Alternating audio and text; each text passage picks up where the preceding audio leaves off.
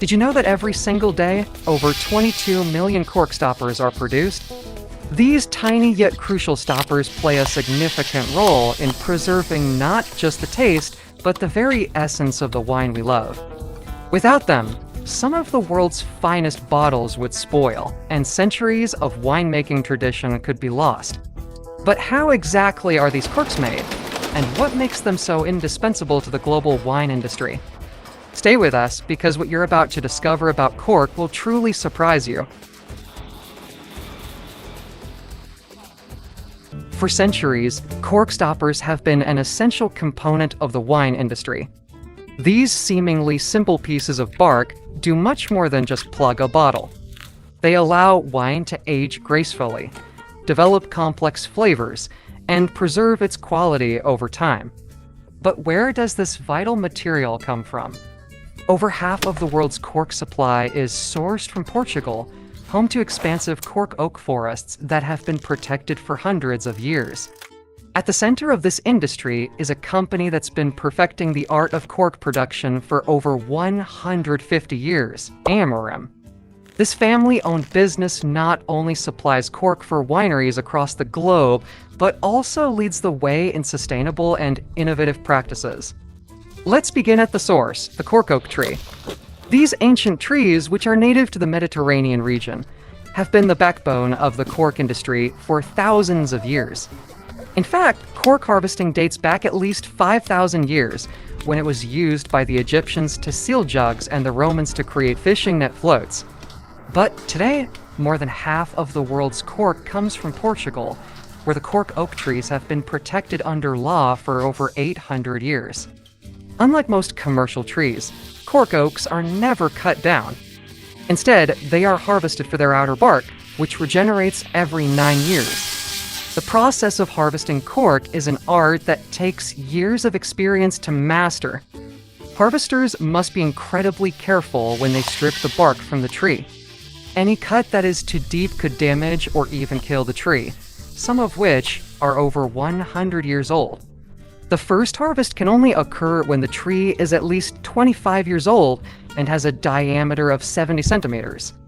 Even then, the first 2 harvests don't produce cork of high enough quality for wine stoppers, so workers must wait more than 40 years to get the good stuff. Because every tree and every branch are different, cork harvesting can't be done by large machines. It requires the skill and precision of a trained harvester. These harvesters typically work during the hot summer months when the tree is actively growing, making the bark easier to strip. Workers use a specialized axe with a short handle and a curved edge to peel the bark from the tree. This tool allows them to make precise cuts, ensuring that they don't damage the inner layers of the bark, which could expose the tree to infection.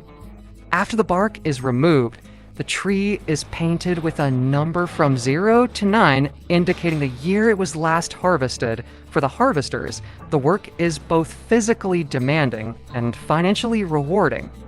They can make up to $900 a week, which is 5 times more than the average agricultural worker in Portugal. However, finding people interested in learning the craft has become increasingly difficult. In 2020, Amarim introduced new tools to help make harvesting faster and easier while still preserving the trees. One such tool is a small saw with a sensor that detects humidity and retracts before it cuts too deep.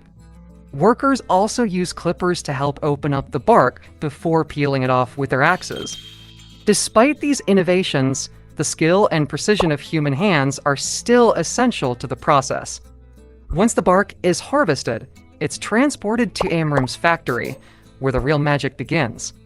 The factory processes approximately 5,000 metric tons of cork bark each month, transforming it into the stoppers that will eventually seal bottles of wine all over the world. The first step in this transformation is drying the cork bark, which involves flattening it between concrete blocks and letting it sit for 6 months. This allows the bark to dry out and become more pliable for the next stage of production. After the drying process, the cork is boiled in water for about an hour to soften it. Once softened, the planks are laid out to dry for a few more days before they are ready for processing. In this stage, the bark is inspected for thickness and quality. Only the highest quality pieces are selected to make natural, hole-punched cork stoppers, the kind used for premium wines. Any bark that doesn't meet the standard is ground down and used as a composite material for other cork products, such as flooring, coasters, and even aerospace components. At the heart of Amarim's production line is a blend of human skill and cutting-edge technology. Workers carefully sort the cork planks by hand, while machines punch out the stoppers with incredible speed and precision. On a typical 8-hour shift, a worker can punch out about 14,000 cork stoppers by hand. However, Amarim has also integrated robotic arms and automatic drillers into the process, allowing the factory to produce as many as 35,000 stoppers in a single day. Once the stoppers are punched out, they are subjected to a series of rigorous quality control checks. X-ray machines and imagers categorize the stoppers based on quality, while air bursts separate them into different grades. After passing these tests, the stoppers are branded with logos or personalized designs before being shipped off to more than 100 countries around the world. Amarim's ability to produce such large quantities of high-quality stoppers is a testament to the company's commitment to both tradition and innovation. Beyond wine stoppers, Amarim is deeply committed to sustainability, ensuring that every part of the cork bark is used. In fact, the company has adopted a zero-waste philosophy, meaning that nothing goes to waste during the production process. Even the dust created during cork processing is collected and used as biomass to power the company's boiling systems. Today, about 70% of Amarim's energy needs are met using this biomass, making it one of the most environmentally friendly companies in the world. Amarim has also taken significant steps to address the environmental challenges facing the cork industry. Climate change, in particular, poses a serious threat to cork oak trees, which rely on a delicate balance of rainfall and temperature to thrive. Many of the trees that Amarim harvests today are over 100 years old and are living through hotter, drier conditions than ever before. To combat these challenges, the company has embarked on an ambitious reforestation project. Since 2023, Amarim has planted 300,000 new cork oak trees, with plans to plant another 1.5 million over the next 5 years. The company is also closely monitoring the growth of these trees, studying which ones are most resilient to drought and disease. By identifying these champion trees, Amarim hopes to ensure the long-term survival of cork oak forests for generations to come. In addition to their environmental efforts, Amarim has also revolutionized the way cork stoppers are produced.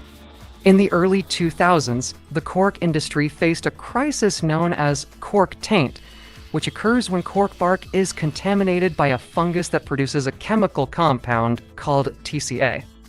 This compound can ruin the taste and smell of wine, making it undrinkable. By the late 1990s, as much as 5-10 of all wine bottles were affected by cork taint, causing wineries to turn to alternative closures like plastic and aluminum screw tops. To save the cork industry, Amarim invested hundreds of millions of euros in research and development to eliminate TCA from their cork stoppers. The company's state-of-the-art lab developed new screening processes that drastically reduced the incidence of cork taint. By 2015, less than 1% of Amarim's corks contain TCA, restoring confidence in cork as the preferred closure for wine bottles. In addition to their work on cork stoppers, Amarim's lab has developed new products that make use of bark unsuitable for wine closures. Today, the company produces a wide range of cork-based products, from flooring and insulation to fashion accessories and even rocket components. Cork's unique properties make it an ideal material for a variety of industries. Its low density, compressibility, and impermeability to gases and liquids have made it a favorite not just in the wine industry, but also in aerospace. Cork has been used in aeronautics since World War II, and today, both NASA and the European Space Agency source their cork from Amarim. The company provides cork for the heat shields on spacecraft. helping to protect astronauts as they re-enter Earth's atmosphere. In 2023, the Portuguese cork industry reached an all-time high, with sales of $1.3 billion. This resurgence is due in part to cork's environmental benefits. Unlike plastic or metal closures, cork is a renewable resource that decomposes naturally.